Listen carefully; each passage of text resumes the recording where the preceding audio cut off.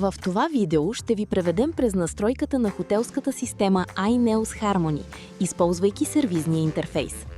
Сервизният интерфейс се използва за конфигурация на системата, включително гейтвей, стаи, зони, автоматизация и системни настройки. Започнете с добавянето на гейтвей. Изберете типа гейтвей – бъс за кабелни системи или LAN за безжични. Въведете IP адреса, потребителското име и паролата. След като се свърже, системата автоматично синхронизира всички стаи, устройства, четци и точки за данни.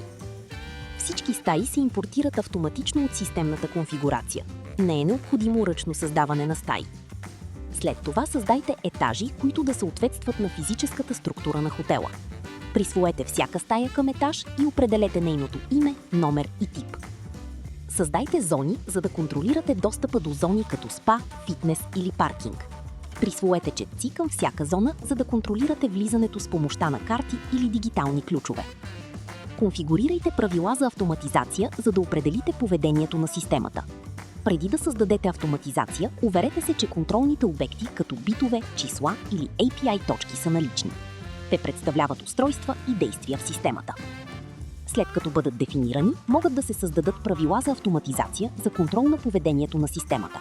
Например, активиране на сцена «Добре дошли» при настаняване или превключване в режим на пестене на енергия при напускане.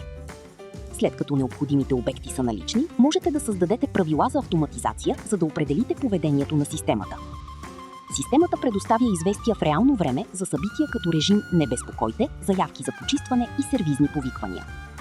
В раздела «Настройки» конфигурирайте името на хотела, времето за настаняване и напускане, както и мрежовите настройки.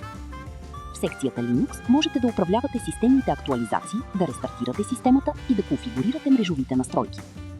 След приключване на настройката, проверете дали всички стаи, устройства и гейтвеи са правилно свързани и работят чрез страницата за общ преглед на таблото.